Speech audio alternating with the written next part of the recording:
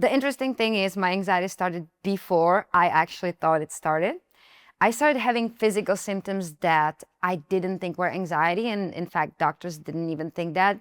And I remember one of the biggest symptoms I had were digestive issues, and those actually started like 3 years before I had my first panic attack.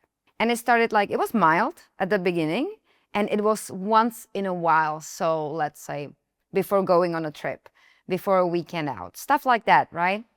And then it became more and more severe and more often, but still no one thought it might be stress and anxiety. A lot of tests done. And there were other like symptoms that I eventually figured out were anxiety symptoms, but back then I didn't think that. So I was officially diagnosed after my first panic attack, but the anxiety started like 3 years before that. It was just creeping in and getting worse. And then it culminated with the first panic attack. And then it went from there, and it went bad pretty quickly. So after the first panic attack, I think how many people I started being scared of having more of those. So I started like trying to figure out why, trying to connect the dots, like the situation. Was it too hot? Was it too this? Was it too that? How to make sure I'm not going to go through the same thing again. And the more I tried, the more often the panic appeared as everything. And then also from there, when the nervous system was already fried, a lot more symptoms kind of started flooding in very quickly. And within like 6 months, maybe, I became fully agoraphobic. I couldn't go anywhere, and I stayed like that for a year. I was officially diagnosed with panic attack disorder, generalized anxiety, OCD, health anxiety and hypochondria, and agoraphobia.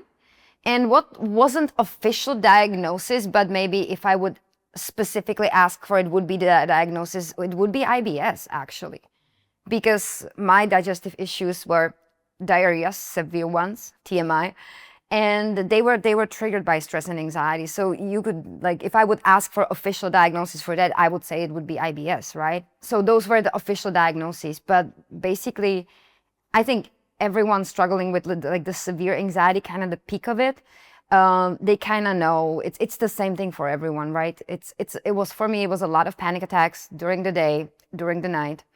It was a lot of symptoms that were related to chest, to my head also. I had a lot of palpitation, chest pains, chest tightness, the inability to breathe or take in the full breath.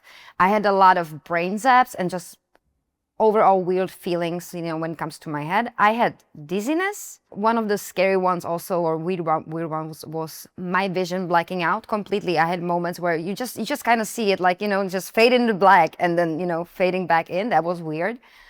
I had a lot of like muscle twitches, muscle cramps, skin sensations, like pins and needles, the ants crawling, a lot of that. And of course, the more you focus on it, the more you notice it. So it was 24/7. Obviously, the digestive issues. At one point, it was so bad, but my digestion basically shut off. And that's when I started like drinking hospital shakes, right? It's not just protein shake, but it has everything. It has the carbs, the fats. They give it to patients in hospital. So I was going to hospital, basically buying boxes of those shakes, carrying them home, just to be able to get something in me. Because the only thing I could actually eat that didn't cause any issues was chocolate. And while I love chocolate, still you can't really live on it. So I was, for like 3 or 4 months, my digestion was shut off, basically almost fully. So I was living on protein shakes and chocolate, because anything I ate, I would go to a toilet 10, 15 minutes later and it would go out looking the same way, just chewed up through the other end. So that was a lot of fun. When you're in that state where you are agoraphobic, you can't go anywhere. All you do is you focus on how bad you feel, and then you focus on finding solution, right? So it was a lot of Googling, a lot of Reddit, being on forums and just reading, trying to find the answer. And that's basically how I lived for a year. I tried a lot of things, actually. So I went through 4 therapists. I tried CBT. I was talking about my childhood, right? We did like the shadow work and stuff like that. None of it worked. I went to one psychiatrist, but I was too chicken to take medication. I was offered, and I was always telling myself, like, that's gonna be like the last option. I'm gonna keep it in my back pocket. If it gets really, really bad, then I'm gonna go for it. But the fear was higher than the urge to, actually get it fixed. Or I was just scared more than I needed the help at that point, which sounds ironic because I really needed the help, but the fear was stronger, as with anxiety it is. So medication, I did not try. I was too scared of medication, and luckily I didn't have to.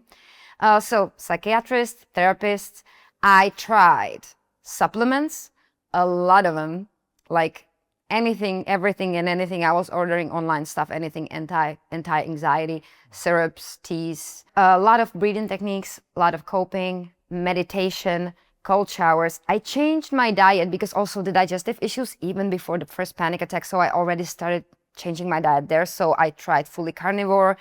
I tried plant-based. I tried, so many things, low carb, nothing helped. I tried acupuncture. That was a fun one. And of course, like many people, I was looking for issues elsewhere, right? Is it Lyme disease? Is it this? Is it that? So I was doing different protocols. I was going to test for like allergies, intolerances. I I got rid of my breast implants because one day I was just, on Reddit and on Google and on YouTube, and someone was talking about, how my breast implants caused my anxiety. I was like, okay, I'm gonna watch it. And I did have breast implants. And what the girl was describing were basically, that's exactly what is happening to me. So I started looking into that, and I actually got my breast implants taken out. That didn't help, obviously. And then, looking back, I kind of realized, well, a person that goes for plastic surgery, not that there's anything wrong with cosmetic surgery, like I had it, I have nothing against it, but it kind of tells something about how you feel about yourself, possibly insecurities and stuff like that, right? There's something is happening right here. So then I'm like, back then, I'm like, oh, that's the solution. But now looking back, I'm like, of course, people that go through cosmetic surgery are likely to have some patterns that are going to create anxiety. So I don't really think it's the cause. It's correlation, right? Like for people that are having some issues with themselves, accepting themselves, like insecurities, they're more prone to develop anxiety. So ding, I got rid of perfectly good pair of boobs for no reason. But yeah, I tried a lot of things. Nothing was working. And in fact, the more I tried to do to fix the anxiety, the worse it got, the worse the symptoms got. So that really wasn't the road. But you know me, I don't shy away from saying triggering things. I know people do. I'm not that type of person, because I don't think it's wrong being triggered, right? Like how you respond to it is the most important. So I don't really shy away from triggers. And there was a point where I remember I was sitting on my couch. It was like freaking 4 or 5 p.m. I was still in my pajamas, didn't brush my teeth, didn't do anything. I think I went pee once since I woke up in the morning, because that was scary for me. My agoraphobia got to a point where I couldn't even move freely throughout the rooms in the apartment. I basically I didn't feel safe even in my living room, but that was the acceptable room. So eventually even going to pee was hard. I remember my ex, he definitely must have thought I'm going like officially crazy, because there were moments where anxiety, the fear was so strong that I literally asked him like, hey, I need to pee. Can you accompany me? Can you go with me? And can you wait behind the door? He's like, yeah, you're insane. You're mad. It's like, you just walk through the kitchen to the hallway. And I'm like, yeah, I can't do it. So, so it got really bad. And I remember I was sitting there on my couch, still in my pajamas, didn't do a single thing all day, apart from like going to the toilet and grabbing like a drink or something. And I was thinking, and I was like, I think I better end this, because what's the point, right? Because when you live it every single day, day after day, and every single day is the same, eventually it's like, yeah, I don't care anymore. And that was scary, because I know a lot of people with anxiety, they worry and they're scared. What if I snap? What if I hurt someone? Or what if I hurt myself? And I thought that too, but at that point, it wasn't what if. It actually sounded like a good solution. And I think that was the scary part. The scary part was I wasn't scared. That was scary. So yeah, that was, I think, the lowest point. So I stayed in it low for like about a week. And then after that, suddenly something just like, okay, I'm not giving up. And I went again back to Google, back to looking for solutions. And that's the point where I was lucky and I found a YouTube video back then. Rarely anyone spoke about anxiety recovery, because I've been recovered now 7-ish years, 6-ish, 7, gonna be 7 years soon. And back then, barely anyone spoke about anxiety, and I was lucky. I found one video in English, because before I was mostly looking for solutions also in Czech. I was looking in English too, but Reddit, stuff like that.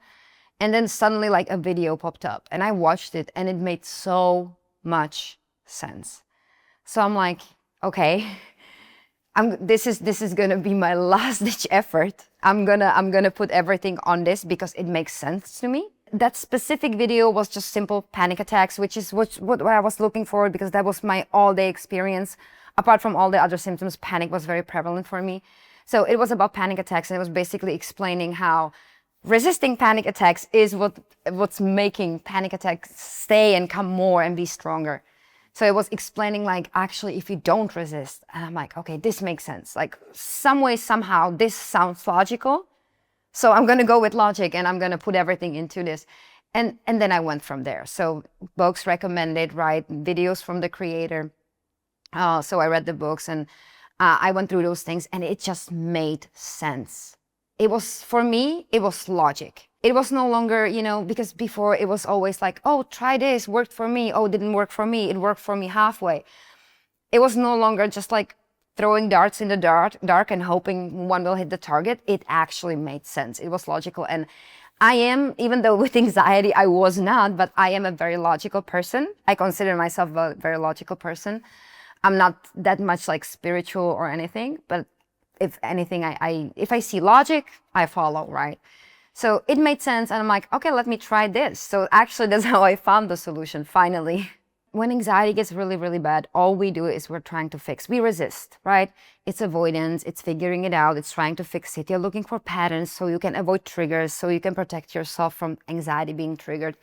So for months, years, some people decades, every single behavior you kind of do is about resistance. Everything is coming from that protection. So when you basically need to switch your behavior to the exact opposite, or not even opposite, you don't have to, you know, from avoidance, you don't have to do everything and anything, but it's more becoming indifferent to how you feel, learning to respond with indifference. You're not indifferent, you care obviously very much, but you behave like you don't. And so changing from the full-on resistance to that took time. And so I was actually just like reading, watching videos, and trying to apply, trying to get good at it. And I remember it took me like 2 months to respond properly for the first time to a panic attack. And it was like 2 months for sure. I was trying, and I had so many panic attacks a day. I had a lot of practice, but I still never really, it didn't feel right. I was trying, but it didn't feel right. And then eventually it happened. And I guarantee you at that moment, I felt this was different. This was different, because usually my panic attacks was like, you're trying to respond. You're trying to be like, okay, let it be, let it happen. Not really it, right? Like it's ramping up. It's kind of strong. It burns off. And while it was burning off faster, it didn't last, you know, so long. You know, the anxiety wasn't dragging for hours after that anymore. As I started trying to respond differently, it wasn't it. But then one time I remember panic coming on and I was like, I'm just so tired with this. Just like, I don't care anymore, because you put in the work, you're practicing and it seems not to be clicking. So you get a little frustrated there too. So I was like, I don't even care anymore. And the panic kind of came, it peaked, and it just went away so fast. And I actually felt kind of relieved. While after panic attack, I felt still super anxious, super heightened, very tired, you know. And this time it was kind of like, it went through and I was kind of relieved and I was like, this felt different. So it was the first time I actually managed to let panic happen. And it was like, you would like open the whole new world for me, because it was like, really, this whole time, me letting it happen was the key. I don't think I went as far as, oh, this is it, I'm getting my life back. But definitely it made me feel like, okay, I found the thing. Maybe I suck at it right now and I'm going to need to put in a lot more work, but this makes sense. Again, I was always sticking to the logic. I'm a person of For me, it's very hard to believe something I haven't seen yet, right? I'm very much the see it to believe it type of person. And I know, like, to an extent, everyone is, because like you said, once you get an experience, that's when your brain is more willing to be like, oh yeah, okay. Like, you stack the evidence, right? And for me, it's specifically like, yeah, of course, experience that always does it. So even though I didn't go as far as, oh, that's it, I'm getting my life back, it was very much, okay, now I know this is doing something and it makes sense. So I stuck to the logic and I'm like, so I just gonna have to do this, more of it in more situations. And that should be it, right? So let me try that. So since then, I was just like, I doubled down and I'm like, okay, I'm going to have to throw everything else out, because you learn a lot of things when you're trying to find a solution. So I was still, of course, I had a lot of coping crutches. I had a lot of rituals and things that I believed are somehow, keeping the anxiety at bay, at least to an extent, making my life better. So after that experience, I'm like, okay, I need to really keep this simple, because I know I was an overthinker. That's why I ended up with anxiety. And my brain likes to complicate everything and question everything. So from the start, and I think I was lucky in that sense, that I knew myself to that extent. And I was like, I need to keep it simple, because otherwise I'm going to mess it up. I need to keep this as simple as possible. So that's what I did from there. And it was, more practice. Like, okay, this makes sense. I've seen it doing something. So I'm going to stick to this and I'm going to go this route. Yeah, so this is that interesting part, huh? People always ask about how long does it take for the symptoms to disappear. But that's not that's going to happen eventually. But to me, it's a side effect, right? The important part is getting your life back first, because, hey, if your job is to stop resisting anxiety, stop focusing on it, stop figuring it out, thinking about it all the time, then what are you going to do with all that free time? Because I think most people with anxiety, their mind is occupied basically 24/7. You're always thinking about how you feel, how you're going to feel, how did you feel yesterday, and how to, make it happen so you don't have to feel like that anymore. It's all you think about. So then if your job is to basically start behaving like anxiety is an issue to solve, what are you going to do with all that free time, right?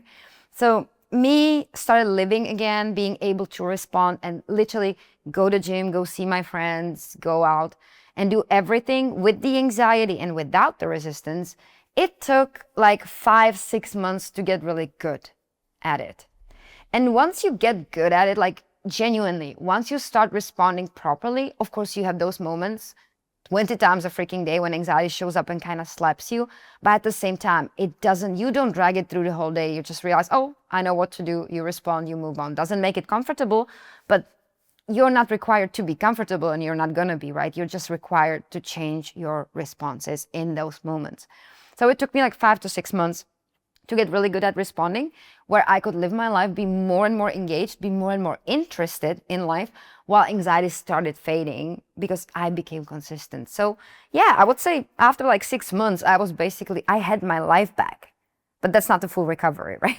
So the difference between right after recovery and now being recovered for 7 years, the difference is really huge, because when you learn those skills, when you learn to respond to discomfort, not just anxiety, discomfort in general, differently, it honestly changes your whole life. Because even before I developed anxiety, even before my anxiety started showing up as physical, I was very stressed. I was a person that was very often depressed, and I was always overthinking. I was always worrying about everything. I was barely ever present.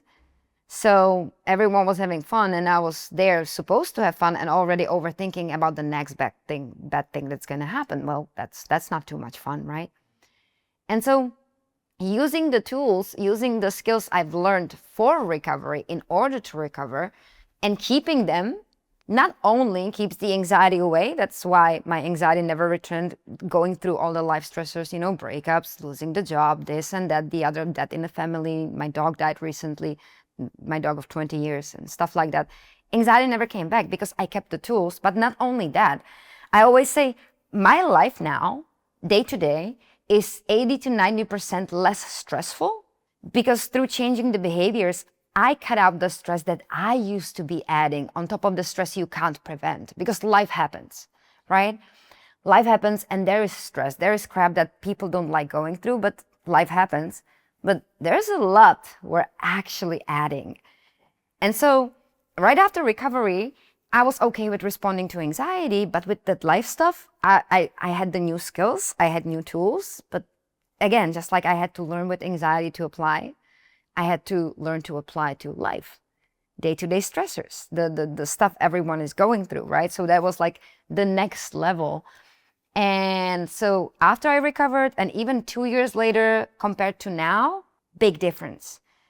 I don't stress really about the small stuff anymore. It's just not worth it. But after I recovered, I had to catch myself. I had to be like, hey, this is not worth it. Like, just don't go there. Refocus, refocus, refocus. Now the small stuff happens. I don't even feel the urge. It's just automatically my brain is like, yes, so not worth it. I don't care. Right? But that's a result of repetition. That's the result of applying, and that's the result of basically, I like to call it like choosing your battles. You get smarter. You get smarter because you understand, hey, my nervous system can take a lot of stress. It can.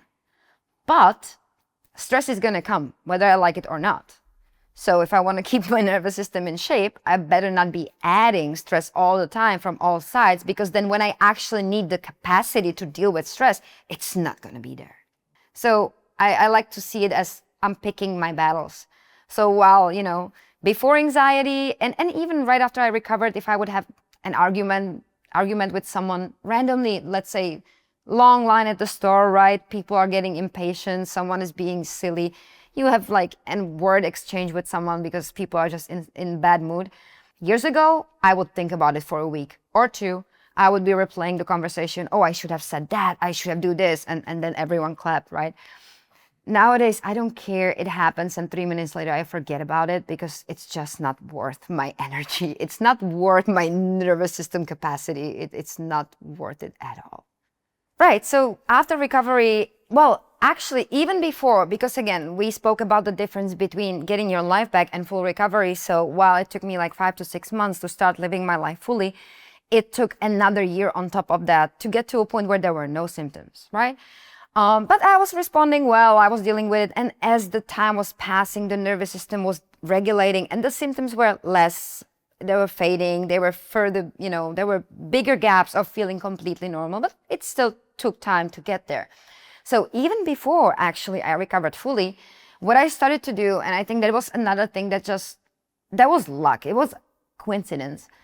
I started going on forums and like free groups, anxiety recovery groups, and I was trying to share my experience because I'm like, guys, stop messing it up. Like, it's so simple. Well, it's not simple. It's hard to do it, but it's simple. It's not complicated. So I started sharing my experience and I started giving advice, people, especially like under those videos or in those forums where they were talking about the acceptance non-resistance approach, because I was, some steps ahead. So I was giving them advice, which in turn also helped me to just keep repeating, not forgetting what I'm supposed to do, because it's easier to keep yourself in check if you're keeping other people in check.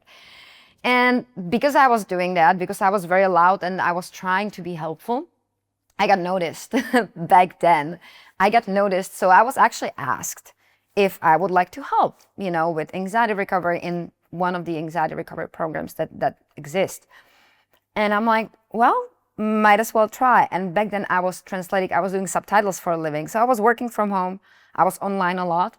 So I'm like, yeah, okay, I can try. And the trying kind of resulted in me for past 6 years, working with people with anxiety and helping them to recover, which there is no part actually, like I'm not really recovering for them. Of course, I'm not doing anything, but it's good to have someone who can point out the mistakes, because when you went through it, you're looking at it from the outside, you're able to point out the gaps so people can correct. So then they don't have to spend such a long time figuring out their own mistakes, where they are going wrong, where they need adjustment. And I realized I really, really enjoy doing it because I went through it, and anxiety has a way of telling on itself. So if you just listen to people, you can tell, you see, oh, okay, so this is why when they are like, oh, I'm doing this and this, it's not really working, this is what's happening. You can tell why. You see the gaps, because you had to find them in yourself. So, and when it's yourself, it's personal. That's harder, right? That's harder to be honest with yourself and objective. But hey, you can do it for another person, of course. We all can. We are all great critics, so that kind of helps, and you can see with others. So yeah, for the past 6 years, I'm actually working with people with anxiety. Teaching them basically the same thing I taught myself. I learned. Oh yeah, this is interesting that you mentioned this when you say, oh, what does your life look being recovered? And you use the example of one of the members, asking like, so does it mean now you can go on a plane and you can do this and you can do that? And I was actually thinking about it a little when I was traveling here, when I was on the plane, and I was thinking about this, and I realized one thing. Right after I recovered, for me, going on a plane, being able to go to the gym and not having a panic attack, being able to sit in a bar and just be present, talk to friends, it felt big right after recovery. But now, like 7 years later, the gratitude for that is gone. It's just a normal freaking thing. And I know people that are trying to recover from anxiety, they almost want to hear like, oh yeah, you're going to be able to do that. Oh, it's such an amazing feeling. But I can guarantee you, our brains are very good for getting the bad experiences. And for me, like when I was traveling, like, here or anywhere else, like when we went to Lisbon and I was on vacation in Egypt before that, for me, it's just the most normal thing to get up, get my suitcase, throw some things in, be like, gosh, I'm late, and go on a plane and fly. It's not weird. It's the same for me, just like going to a store on the corner to buy milk or something. The sense of accomplishment is long gone and that's a good thing. Because to my brain, doing those things that seemed impossible, like 7, 8 years ago, and then they seemed like magical and something to be grateful for, now my brain registers them as just a normal Tuesday. There's nothing special about it, which I think is a great example of the fact that when I was sensitized, when my nervous system was in that survival mode, even the notion of like walking my dog was impossible. Felt so big. And then when I started doing it, each time I felt like, I'm doing this. Wow, this is somehow special. And now 7 years later, it's like those things aren't special at all. The brain just adapts, right? That's neuroplasticity in action. Something that because of anxiety, because of the fear and my avoidance, as a reaction to the fear, I taught my brain that this is dangerous. We can't really be doing this. This is not normal. So even walking a dog became like a humongous task that is a very dangerous thing to do. But now, flying on a plane, to my brain, again, because I changed how I behave around those things, how I view them, my brain doesn't register it as something special. It's like, oh, we want to get from point A to point B. What is the fastest way to get there? Let's get on a plane. And there's no ifs and buts, nothing around it. It's a completely normal thing. So this is how I would describe recovery. People think that you're going to feel special, you're going to feel unbeatable, and you will, for a little bit. And then all those things that you are so proud of doing again, they will become freaking normal. I'm Mirka. I'm from Czech Republic. And I tell people how to recover from anxiety, and I'm a little grinchy when they don't listen. That's awesome.